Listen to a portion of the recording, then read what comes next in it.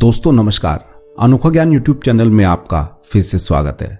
दोस्तों 2040 तक दुनिया बहुत अलग होगी, इतनी अलग कि अमेरिका दुनिया की दूसरी अर्थव्यवस्था नहीं रह जाएगा, उसकी जगह होगा भारत। ये भविष्यवाणी की अंतर्राष्ट्रीय consultancy PricewaterhouseCoopers यानी कि PwC ने।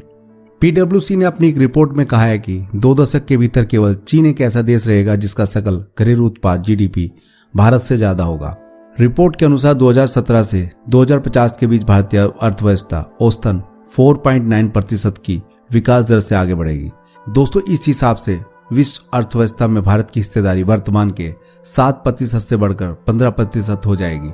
मगर इससे पहले 2040 में भारतीय अर्थव्यवस्था अमेरिका से आगे निकल जाएगी। ये कैसे संभव है जबकि भारत में गरीबी का स्तर अभी भी बहुत ज्यादा समझा जाता है, लेकिन वैश्विक अर्थव्यवस्था के लिए भारत बेहतर है। एक हिसाब से सोचे तो जवाब बड़ा आसान है, भारत की विशाल आबादी खुद ही अर्थव्यवस्था को आगे बढ़ाएगी। दोस्तों भारत की आबादी अभी लगभग 1.25 अरब यानी कि 1.25 अरब है, जो अगले 2 दशक में बढ़कर 1 अरब 60 करोड़ यानी कि 1.6 अरब तक पहुंच जाएगी। ये 35 करोड़ की वृद्धि अभी भी अमेरिकी आबादी के बराबर है।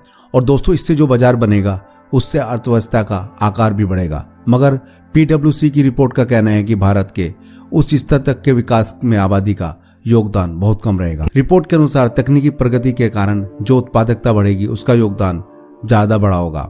इससे पहले यदि आपने अभी तक हमारे चैनल को सब्सक्राइब नहीं किया तो प्लीज सब्सक्राइब कर लें और बेल आइकन को जरूर दबा दें ताकि हमारी आने वाली वीडियो की नोटिफिकेशन आपको मिलती रहे।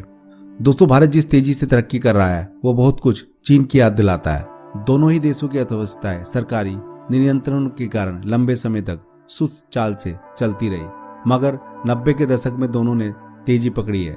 दोस्तों चीन एक बड़ी मैन्युफैक्चरिंग महाशक्ति बन गया है और भारत सर्विसेज की दुनिया का सितारा, खासतौर से इंफॉर्मेशन टेक्नोलॉजी की दुनिया में भारत का डंका बजने लगा।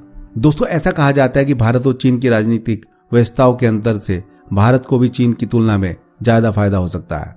कुछ वर्षों तक कहा जाता रहा है कि चीन में जैसी निरंकुश सत्ता है उससे सरकार बिना अधिक विरोध के बड़े काम करवा सकती है। उससे अलग भारत में संसदीय लोकतंत्र है जिससे सहमति बनाना उतना आसान नहीं होगा। मगर नए दौर में जो विकास हो रहा है वो बहुत कुछ लोगों के व्यक्तिगत प्रयासों पर निर्भर करता है और भारत का शासन जो कि कानून के राज और लोकतंत्र को महत्व देता है, इसलिए वहां निजी निवेशकों के लिए परिस्थितियां बेहतर है।